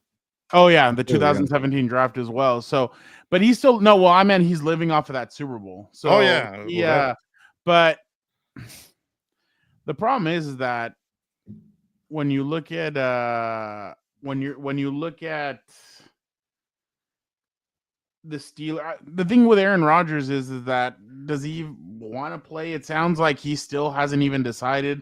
Last time he was on McAfee show, he's like, well, I still don't even know if I want to play, but right now I'm handling the situation. It must be a family thing, and it must be pretty serious because he's going to Egypt in June. He's trying to go. He loves Egypt, man. He's going to play the Steelers till the end. He's going to sign in July, middle of July, and show up to training camp. I think he's waiting for the Vikings. I think the Vikings. I think he's going to wait till and that's the problem. I don't want you, man. I don't know. What if they see JJ McCarthy and they're like, you know what, that knee, this, that. I'd love to see it. You fulfill the prophecy. And if you're the Steelers, this guy's waiting for the other girl to show interest. Like, you're gonna be the number 2. Like, come on, have some pride here. I don't the know. Steelers I would are just used love to to this. see. I would love to see Aaron Rodgers in Minnesota. I think it'd be great, and I think he's going to try and use his personal relationship with Kevin O'Connell, because they used to hang out here in San Diego when. Yeah, because so Aaron had a house in San Diego, then he bought one in Malibu. But Aaron was always down here. Like, people would always catch him at like the mall and all this stuff, and he'd just be walking around or whatever. But Kevin O'Connell lived down here too, and they used to hang out a lot. So I'm just saying it'd be really interesting to see if what's going to happen. But I actually see him retiring if it's not Minnesota. What are you going to go to Pittsburgh for? I know everybody says that this fool could grab a dead corpse and they'd be 10-7. I just don't see. I don't buy it. I just don't buy it now. I don't buy it this year. I don't. You were talking about Aaron Rodgers. I didn't realize you were talking about Mike Tomlin. No, yeah, no. I was talking about Bernie's quarterback edition. I just don't see. I just don't see them. Honestly, he would. If I was Aaron Rodgers, I would dress. You know how he likes dressing up for Halloween. Oh yeah. He should dress up as the guy from Weekends at Bernie's. Oh yeah. The boss, Mr. Yeah. It's Bernie. Duh. Yeah. It's pretty much set up though, Fernando. You don't go the entire draft without drafting a quarterback into the 6th round or not signing one that's not Mason Rudolph. Like, I think they already know it's a handshake agreement. At least what I think. And he's working out with DK Metcalf too. Well, that's true. And George Pickens wasn't there. Yep. That was the interesting part. Yeah, but I just. Like, they're gonna need another receiver. I know they say that they like Terrell Austin and they like Roman Wilson and everything, but all you have is DK and the tight call end. Up the Packers or Romeo Dobbs, watch. Oh, or Jaden Reed. Yeah. Well, he never played with Reed. That's but true. Christian Watson, maybe. Oh no, he tore his ACL at the end of the season. Huh? That can't stay healthy. Yep. Yeah. Well, again, I could see him retiring. I think he does end up a Steeler. I just wonder when he's gonna do this, because, like you said, like if he just shows up in training camp, like what's his name did. Sometimes I wonder if networks ask them and like, hey, we have nothing else to talk about. Can you guys like hold off and wait? Like, we know you guys aren't winning a Super Bowl anyway, so you might as well should just wait. And well, doesn't he do his usual trip? He takes a trip, right? But I think.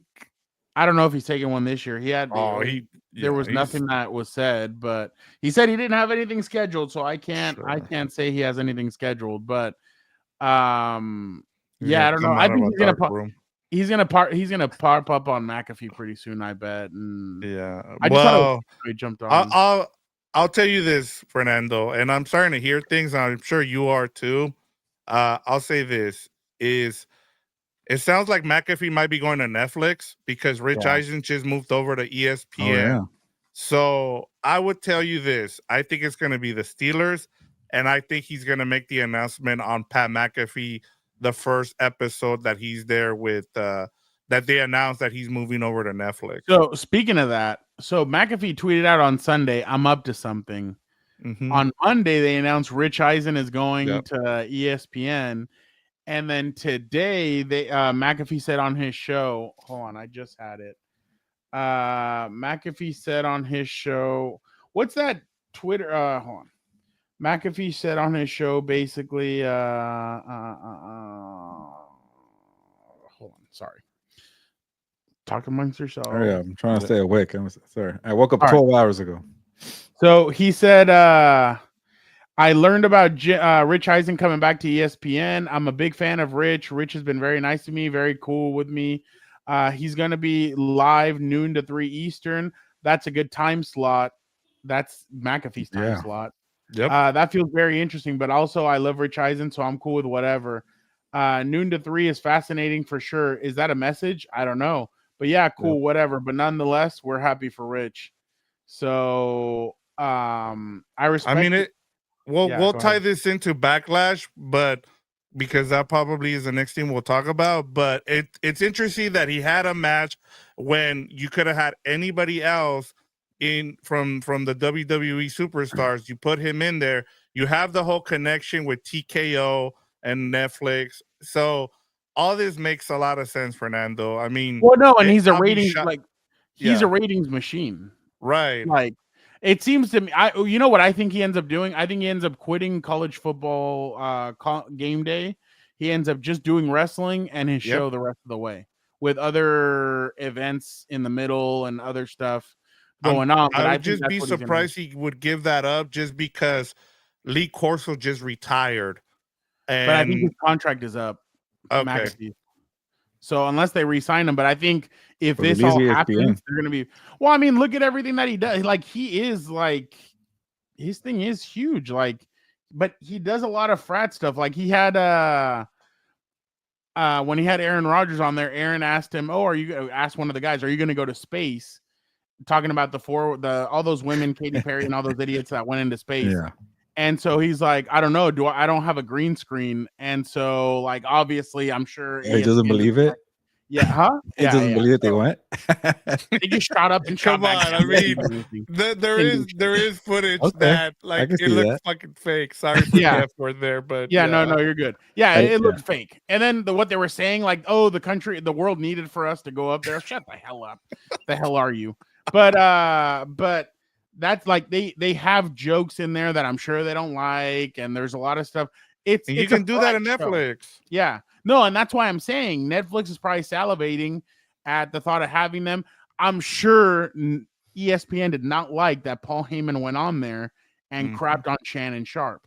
And This has crapped been on, in the works now because Yeah. they had the whole Norby thing happen Yeah. last year. Yeah. So this Yeah. is coming. I mean, Yeah, no. I completely agree. Which I mean, for McAfee, he's probably going to sign even more than what he had originally. So yeah, no, and he's gotten good with the people at Netflix and everything. So I'm sure this is going to be a great deal for them. But yeah, I could definitely see when I saw on Monday Rich Eisen was leaving or coming to ESPN. I was like, oh yeah, this dude's definitely. Yeah, this I dude's like how they definitely made it like consumer to something, like they made it that way. I'm like, come on, like you can see the Writing on the the wall. breadcrumbs and everything, what's Yeah. going on here. I agree. Gilbert, did you watch Backlash? I did not, so I can't wait to hear your recap because I did not watch anything. I don't even know who Okay. won. Oh man, I wish Dan was here because I have some thoughts.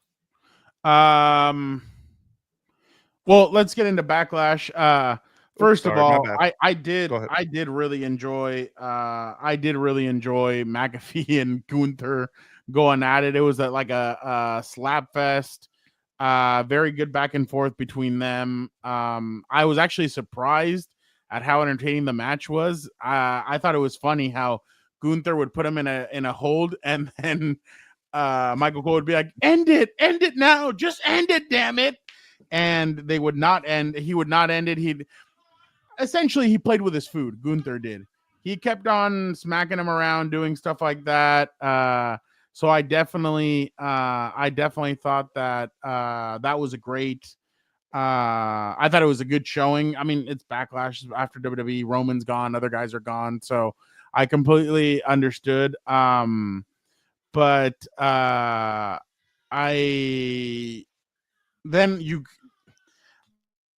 don't know what you thought, Vic, about this match, but again, entertaining. I'm all for it. I thought it was fun.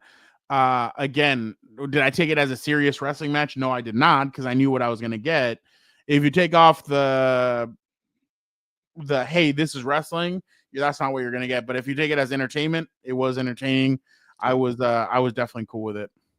Yeah, I think for me, I was kind of thrown off a little bit in terms of, I knew, as you said, I knew what this was. I understood what they were doing at that point, especially after what he tweeted out a couple of days after. It kind of tells you that he's got a good thing going on with WWE. And Yeah. I'm talking about Pat McAfee. Yeah, And then the whole Gunther thing, it's just been kind of weird. So that was my only thing. If you're a purist, like a wrestling purist, I think this bothered you because you wanted to see, you're wasting someone like Gunther on Pat McAfee when you can use someone else here. So as you said, there was a lot of slapping. There was sometimes I would laugh just because they made it seem like he was actually in this match, but Yeah. at the end of the day, it was just like a This was performance. supposed to be a squash match, but it was more entertaining. Like, you know, like he could have ended it earlier, but he had fun with it and he played with it. And again, I thought it was fine. This pay-per-view or PLE, I don't really take as seriously as like Money in the Bank. Like if they would have done this at Money in the Bank, Survivor Series, SummerSlam, something like that, then I would have been like, eh. But here I'm like, okay, it's Backlash, whatever. Like I remember this PLE used to be like whatever match happened at WrestleMania, you were watching that over again. But obviously, with a lot of the guys that like to split for a while, I understood why they didn't do it. But again, I thought it was entertaining. I was fine with it. I thought it was I took it for what it was, and I said, don't think of it as a wrestling match. Just watch it for what it is. So I thought it was entertaining. I thought Michael Cole was actually pretty funny, especially when he tried. I actually thought he was gonna get him, and McAfee was gonna pin Gunther. I was like, people are gonna be so pissed, and he ends up kicking out of it. I was like, oh, okay, good. And then Gunther ended up winning. But I love what McAfee said on his show on Monday. Didn't tap out. Tap out. He's like, I got slept, but I didn't tap out. That's all I wanted. I didn't want to tap out. And I thought that was pretty funny. But that was that match. Dom against Penta. I thought it was fine. I just think that there was too much involvement outside of the ring. So I was kind of like whatever about like Finn. They're setting up an interesting story with him and Finn Balor because Finn had a chair. He didn't want to hit Penta with it. He got caught by the referee. But JD and everybody else kind of helped him. And then El Grande Americano came out and hit Penta in the head. And then he pinned him. So I thought that was funny. But yeah, I thought that match was fine.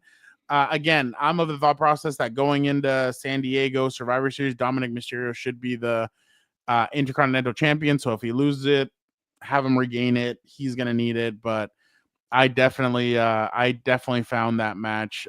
It was fine. I mean, it was good, solid stuff. It's Dominic's second title defense. So I thought it was. He's the greatest intercontinental champion of all time. I just wish Dominic would embrace because he keeps on doing it. He has the mullet, he has the mustache. Just embrace it. Start cheating. Like throw the chair at the dude and then fall to the ground and start. Once he starts doing that, I really think the crowd's gonna go ballistic and get excited. Because Dom right now, unfortunately, WWE created a baby face when they didn't mean to, because the crowd is 1000% Dom. Like they're behind him and they love Dom. So the only thing I didn't like is on Monday Night Raw, Gilbert. I don't know if you saw this or the clip of it. He goes, I was talking to Liv right now because Liv is in Japan filming a movie. He's like, she told me good morning, and I'm kind of like, it's night. And they're like, Dom, do you understand how time zones work? And they were explaining it to him. And I'm like, so now he's a freaking idiot blonde, I guess. But I thought it was funny. But other than that, again, solid match. I'm interested to see who they pair up Dom with next. I don't think it's going to be, I think Penta and El Grande Americano are going to start their own thing. I'm interested to see what direction they go with Dom for his next title defense. Again, I don't think it's going to be Finn Balor. I think Finn Balor and him fight at either Night of Champions in Saudi Arabia or at SummerSlam. I feel like they maybe dropped the ball with Penta and Dominic Mysterio. I thought it'd be a little better, or at least from what you're saying, I thought it'd be a better feud, or at least a better outcome. The thing is, Gilbert, and I was going to get into it in my portion of this, is that correct me if I'm wrong, Fernando, but this wasn't supposed to be the matchup for this wasn't even supposed to be in Backlash. What ended up happening, it was supposed to be Jey Uso and Logan Paul, and then out of nowhere they just threw this matchup because Dominic had already beaten him twice, and so there was no reason to have this matchup. I think they wanted to use because John Cena and Randy Orton were the headliners for this match. They were like, oh, we can just use Jey Uso against Logan Paul at Saturday Night Main Event in 2 weeks, which is not this Saturday but next Saturday. So they just moved things around. But again, it was good. It just like the interference kind of does it in a little bit, because it's like, okay, Dom needs to get one of these and win it on his own, and kind of the way he did the Intercontinental Championship. He won it on his own. Might as well just have him keep on winning on his own. But I get it. Yeah, and I think part of it too is that you want to see a little bit more, and he's starting to show a little bit more. He had a couple of great moves out there. There was one where he jumped and he caught Penta midway through and kind of did like a TDT, which was kind of cool to see. So he's starting to add more to his arsenal. You just wish they give him more to do instead of having interference like Fernando just said. But yeah, I think that's going to come with it, and he'll continue to develop his Penta's Mexican Destroyer is nuts. Like the way he Yeah. can do it, I don't know. Like yesterday, I think he on Monday Night Raw, he like jumped off somebody's back and flew into it. I like that dude is so talented, and I get it. They're gonna put him with Ray Phoenix pretty soon, but I'm kind of like, dude, leave Penta by himself. Like I think he's solid. But they're gonna be the Lucha Bros. So they're gonna put him in a tag team probably pretty soon. But I think Penta, I don't think WWE knew what they were gonna have in this dude. I mean, he speaks English, he can do the media rounds the way that Rey Mysterio has been able to. Fans, he comes out and fans do the like he greets fans with this, and fans love it. They're eating it up. So I definitely think that WWE has found themselves Mexican, Cero Miedo, have found themselves a star with Dominic Mysterio without the mask, speaking Spanish and being Latino. And then they found one with the mask that speaks English and Spanish and has a great set of wrestling moves. Do you know, Fernando, if Penta's going to be in that, what's it called, the Worlds Collide? Oh, no, I think he's going to be in the Money in the Bank, though. Okay, but not have him be like an appearance at Worlds Collide. Oh no, he'll make an appearance. You know who they keep on saying? El Grande Americano supposedly is going to wrestle. Oh, yeah, okay, yeah, that'd be great. But That'd be a great I definitely think Penta needs to be in that Money in the Bank. I think his high flying ability, and that thing would be fun. Let's just lastly go with the John Cena Randy Orton match. I thought, come on, Fernando, come on. I thought Give the it to us first, for real. I thought the first 10 to 15 minutes of it was really boring.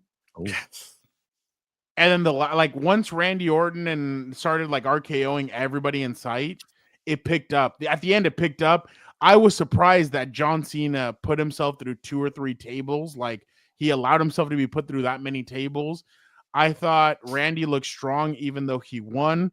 Again, the first 10 to 15 minutes, holy crap. Like Dan and I were kind of like, then it picked up, and then it got good at the end. And obviously John Cena ended up winning, but I definitely, you guys are all idiots. You guys never acknowledge jock. Yeah, right. You probably haven't even watched a second of it. But I definitely, again, yes, the first of it was boring. The second part of it I thought was good. Randy Orton just RKOing the crap out of people was great. I love that Randy Orton used the FU twice, or the attitude adjustment. They used it twice. I thought that was amazing to see. Jorge, you know you're lying through the skin of your teeth. But I definitely thought it was the ending was fine. The end, what was the right. Jorge, no, you wouldn't. Jorge, you're such a liar. That's a no contest. Vic, remind me, he kicks him in the nuts and then yes. And then the whole thing with our that other thing that you were saying, Jorge, it's all a lie. Yeah. What does he do? He hit him in the nuts and then he pinned him. But remember, there was the interference with our truth. Oh yeah, it was the R-Truth at the presser. That was kind of dude. That was but R-Truth was like, Randy, that's what I thought was a little weird. Yes. I thought it was weird. I get it though. I don't know if R-Truth and him are gonna wrestle. I'm interested to see who's gonna end the year with, but yeah, I thought that was all really weird. I'm really wondering what's gonna happen these next few months. I don't think Cena's regretting because people saw a video of him after. People were like, I think he's regretting the heel turn. I don't think he's regretting the heel turn. No. I think what he's doing is he's taking it in. The final, that's the last time he's going to be in wherever he was. I think he's taking in these final moments and he's kind of looking around. He's kind of like, damn, this is all going to come to an end in December. I already opened my big fat mouth. It's going to happen. I mean, I'm not going to feel this kind of energy. When you're an actor, you don't feel the energy from the crowd. You just act and then you're out. here you feel this energy when you're wrestling. The let's go Cena sucks. The you can't wrestle. All this other stuff. Like it's an energy that you can't. It's an energy that you can't replicate, and I really think that Cena's starting to realize that it's the clock is ticking. I'm telling you, when it's here in Survivor Series, I'm really interested to see what he's gonna do, because after Survivor Series is that Saturday night main event in Boston, and that's it. I think that's his last match, so I'm interested to see the way that Cena. Who would you want it to be? Who's he going against in the last match? In Survivor Series or in Boston? Boston, the last one. Yeah, while you think about it, let me give you my thoughts here. I'm with Dan now. I switched over, Fernando, and I'm sorry, but I'll say this: the heel turn has been done just terrible. I'll be honest. I can't buy John Cena as a heel, and they probably waited too long. The fact that he's not involved all the time, I think too. Like the one thing I'll say this is that they used Randy Orton well to set this up. But as you said, this match was so boring. And then the whole thing now, first you had what's his name? The rapper come in and help Travis him Scott. out. Yeah, Travis Scott in WrestleMania. Now you have R-Truth. R-Truth, at least he's a wrestler. He's a guy who's there all the time, so I understand. And then you have the whole thing in the press conference where he's like, "Oh, come on, John Cena," and then he's like, "Well, if you say something again, I'm gonna do something." And of course, he throws him down the table there, during the press conference. And I'm just like, I think what needs to happen, Fernando, is he just needs to go back to being a babyface and just be the guy you are. Like, because that's been who everybody, it's just been a terrible the heel hasn't worked for me, and I keep waiting. You keep saying like, don't worry, it's coming, and I'm like, I'm at the point where I've just given up on it, and I feel bad because John Cena has put in the work, and I haven't bought it, Fernando, and I'm just being honest about it. No, I get it. I'm kind of waiting to see, because the thing is, we saw it with Cody. Cody's just not a good, and I'm sorry, but he's not a good adversary when it comes to being on the mic. With Randy, you saw a little bit more of it. And when he said, "Oh, Randy Orton's like his failed drug test from 2006, or his drug test from 2006, a failure," and he starts getting into it, I thought he's like, and he said it. He's like, who knows? Like nobody knows his grandpa, nobody knows his dad. I thought he was going to bring up the fact that Randy Orton allegedly was running through the whole Divas division, and they had to bring him to come and they had to bring his dad over to come and babysit him. I thought that he was going to use that angle. He didn't. I maybe would have gone that way. But I get it. And see, this is what I'm nervous about, that show coming out on Netflix where they're going to show how the writers and all them, how they come up with storylines and how they do all that. Cause a lot of times I tell you guys on here, I feel like they come out, they just throw shit at the wall and hope it sticks. Yeah. And that's what I'm getting nervous that show's going to be, is that you're going to see a lot of crap and you're going to be like, but why? Why did you do this? Like, there's just a lot of stuff that they kind of do that I still question. And I mean, if I would have done the John Cena heel turn, it would have been half a year ago or a year ago exactly at this time, and spaced it out and given him a little bit more time. But he had TV stuff. He had this other stuff. And then the other thing is too, is the thing is that he came out with The Rock, and The Rock not being there and him turning heel for The Rock and all that stuff. So what, did he just turn heel for the 17 championship? Like, he got it. Now what? So again, I don't think he should lose that championship until December. I'm with you. At the very end, but I feel like they're going to end up giving him, I think in San Diego, it's going to be Cody Rhodes and John Cena, and they're going to give him the championship, Cody Rhodes back, and say, oh, this is him passing it back to Cody Rhodes, and that's the passing of the torch. I just don't think that the torch can be passed yet. I still need to see a little bit more from Cody. I know that people really like him. He's great. He's a great ambassador for the sport, but I'm still interested to see what more he can do on and off the mic. But again, I understand the frustration with it. I'm just enjoying John Cena as it goes. Like, it is what it is. I know he's going to come back to being a babyface soon. It seems like him and CM Punk are destined to fight each other at SummerSlam. By the way, if I was the WWE, I'd make John Cena pull a 2-for-1 at SummerSlam. Have him fight night 1, have him fight night 2. I don't know if his body can hold up. I was gonna say, but I'd be interested to see him. I'm interested to see the CM. I want to see AJ Styles, CM Punk, Roman Reigns. I don't really care if he fought Cody one more time or not. I know I'd rather see Roman Reigns. I want to see what that would go. I don't care. Yeah, Joe Hendry. I want to see him and Joe Hendry. I do want to see that. Yeah, exactly. But Gilbert, did you hear Goldberg's back?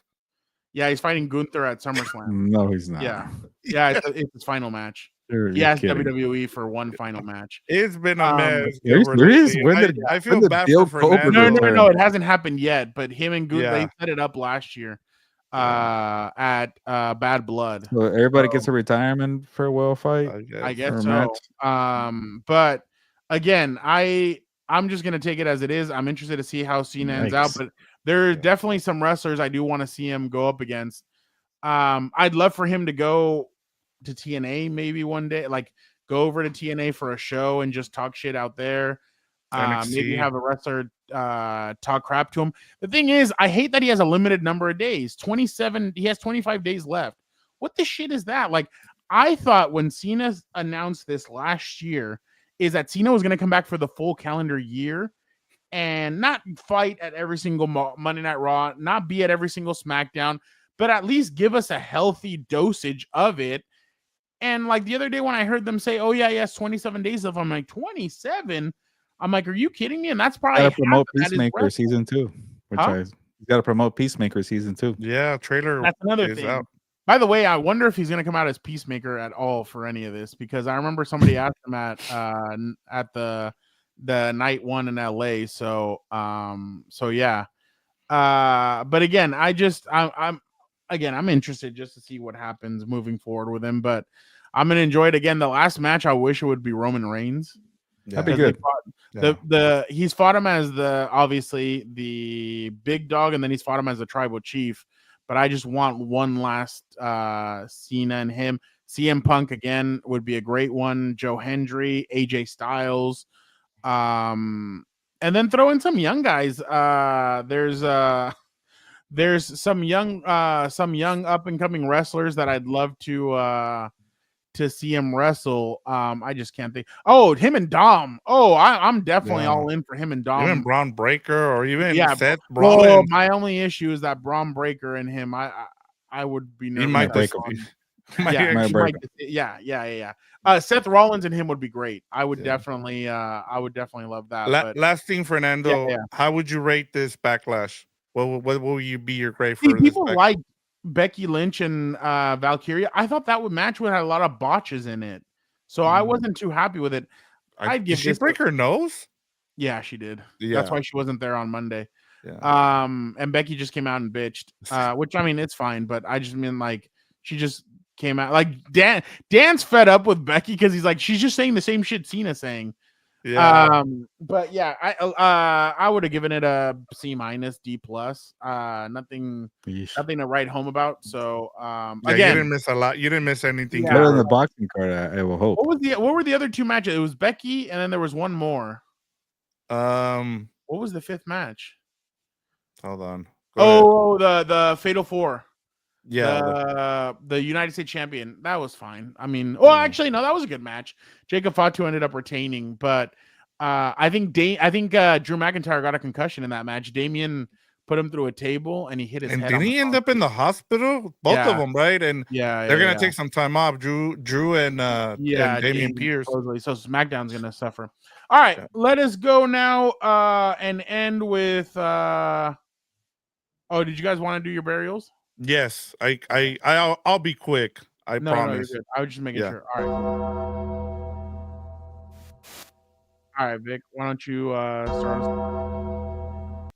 Pretty fast. We were gonna talk about the Mavs winning the draft lottery after trading Luka to the Lakers. I forgot about that. Now they're gonna get Cooper Flag, but I was checking out Twitter and the whole timeline on our Compas Twitter was NFL reporters tweeting about the NBA, and I'm over here like, wait, hold on. I thought NFL was king, and you guys have the schedule released to report. What are we doing over here talking about the NBA? Like all of a sudden, I see, I see all the NFL reporters talking about the NBA, and I'm like, what the hell is going on over here? I thought and I became one of those guys that I'm like, hey, stay in your lane. There's NBA reporters for this. I guess the whole Shams Charania, because he also does NFL stuff just to mess with them. The NFL reporters decided, hey, we're gonna invade your territory, just like we're invading Christmas Day as well. So I just thought, I was like, what are we doing? NFL report. Adam Schefter, you had Ian Rappaport, you had Gilbert's co-worker as well doing the same thing, and got even got into it because somebody called him out on it as well. I thought that was funny. If I was tweeting 24/7 NFL, I would not have the energy to tweet NBA, or I will hire somebody, I guess, to do it. Yeah. So, and Adam Schefter just continues to tweet about NBA. So I'm like, maybe he's looking to move on to the move over, and he did do, because I remember when Woj suddenly left the beat, he was doing some stuff, reporting some NBA stuff, but I guess he really liked it and decided to go and mess with Shams Charania. So, but that's my barrier. NFL reports start tweeting about the NBA. I don't need it. No, I agree. I thought that was stupid. I saw everybody tweeting out about it. I'm like, really? That's what we're like. Everybody thinks it's rigged. That's why. I mean, LeBron. Okay, thank you. Thank you for that. Listen to what some people think is the GOAT, which I think he is. Starts with a J. Ends with ass. Listen to this. This is what LeBron said from his mouth. Listen, man, during the ball drop, during the lottery drop, Cleveland got the #1 pick. I just don't think that was. What a coincidence! Don't you think? Oh my God! Let's keep LeBron home.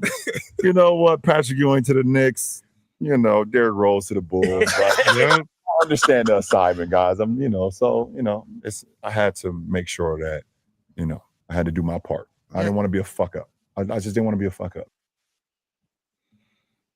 Oh, you'd probably walk it back now. But by the way,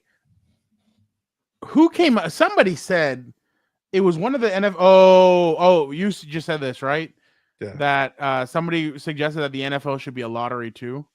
No, don't. Yeah, it was somebody. I think it was. Oh God, I think it was AB. It's the NFL scout for ESPN. He just came over. Go ahead, I'll look for it. I can't remember, but somebody said that, and I thought this is the stupidest thing I've ever seen. I'm like, they should do the top 10 picks as a draft lottery. And like everybody's like, no, please don't do this. Yeah, that's the dumbest thing. That's the dumbest thing I've heard.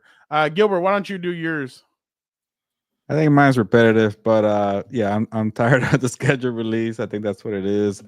Maybe I'm the last guy to say give us a schedule in an email or in a cool magnet that you put on your fridge, because I'm gonna write the story, or the story comes out tomorrow about the schedule release. So maybe that's why I have more fatigue this year, but I'm over it. Let's play the damn games. I'm even tired right now. Sorry, I couldn't give you my best right now, guys.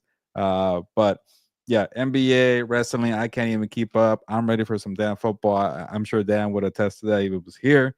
But that's what you get in May, a freaking 8 days of schedule, and I am tired of it. That's my Can you take this off real quick? Yep. I cannot disagree with you more. If this is the schedule release, I'm going to get to. I haven't watched one NBA playoff game. Oh, no. It's 50 Buccaneers? Oh. Tampa Bay Buccaneers. I love the Bucs. 50 seasons. This will be one to remember, man. Around 50 years? I got to see this. Got me feeling nice. So they're gonna have John Gruden in their schedule. Okay. Oh, I'm all for it. That's already the cannot winner, wait. right? If that's the case. I cannot wait to see what they do. But Well, tomorrow is I Dan's like Philly. Super All right, Bowl. Philly. He says, whoever made the schedule was smoking crack. How the hell did the New York just get that schedule when they completed? Philly MM's been waiting for Yes. talk about the schedule. Shout out to you, Philly. We appreciate you in the comments. We just being patient. Yeah. Exactly. All right. That well, just real quick. You don't have una más? Yeah, real quick. Did you see Jaden Daniels' mom was on that show? With Oh, Ryan yes. I Clark? saw this. Oh, it was Ryan Clark that wanted the lottery. He's the one that tweeted it out. Yeah, it was him. But why have you been so? You know what they were doing. Ask her. Protecting Jaden from the wrong woman. So first and foremost, I have a meme out there, and it's funny. So I can't laugh. I can only laugh about it. But the whole girls comment was made first of all 2 years when he was at LSU, and it was a question asked like, "What is your biggest fear?" And that should be every parent's biggest fear. That should be. If you're a star athlete and you're a female in WNBA, that should be your biggest fear is, the men or, the women, because you're a public figure and, your dollar amount is associated with your name. So you never know who really is there for you and who's really against you. I'm all for her protecting her son. Actually, I mean, we've seen this. If you ever saw the show The Game, this was pretty much what it was about. Maybe if Dwight Howard's mom or Tyreek Hill's parents. Dwight Howard's uncle. I just watched a documentary of shooting guards with Gilbert Arenas and. Oh, really? Hey, was that good? It was, but Dwight Howard's uncle was like a powerful attorney in Atlanta who helped out Crittenton get his sentence reduced. Interesting. Yeah, by the way, he's got me thinking about it. Yeah. By the way, I'm all with her. Like I totally understand where, like, she's the agent. The only thing is you have to at least let him have some fun. You can protect him, but at the end of the day, he's gonna have to make mistakes. Like I understand with everything that's going on with NBA players and them, some of them getting groomed by these older women. I totally understand where she's coming from. But at the same time, you have to allow him to make those mistakes. Just do what Jerry Jones used to do: lock them in a room with whatever they want, and don't let them leave. By the way, I wish Dan was here. Yeah, the Menendez brothers, according to multiple reports, Eric and Lyle Menendez will can be resentenced for their parents' murder, so they're eligible for parole. Friday, Menendez twins. Menendez. That's crazy. All right, thank you guys so much. You guys are the best. We will be back next week, and we'll talk a little bit more about the schedule and schedules and what people think about them. Dan and I will be jumping on the live tomorrow at 4:45, so that right at 5 o'clock, you guys get Dan's reaction to the schedule releases, videos. We have a special friend jumping on the show. We'll get some other people jumping on in and out to see Dan's reaction. This person texted me, and I quote, hold on, let me see what they put. They texted me. I want to be part of this. They put, whatever they do, I just hope it pisses off Daniel. So people really want to see what his reaction is. So we'll be jumping on the live at about 4:45. The schedule releases at 5. And then I'll put Dan through what he thinks the prediction's going to be. We'll give our way too early predictions. Again, thank you guys so much. We'll be back next week. Gilbert, why don't you get us out of here? Yeah, I'm sure next week, Fernando, you're gonna make me do the win-loss for every game Oh, on the yeah, there we schedule, and it's gonna annoy people last year. Wisely. I mean, if you want to do it beforehand and just jump on what's No. tomorrow, We'll see. I'll say it for next Tuesday. We need the content. But yes, it's time to get going. Enjoy schedule, release day. Enjoy the leaks all day. Sources said the team is going to play in week 5. Shut the hell up. We don't need to hear your source about a game. Let's get out of here though, because I'm a little cranky. What did Canelo Alvarez say? And I'm a little tired, and it's time to get going. But ya nos vamos, pues. Vámonos.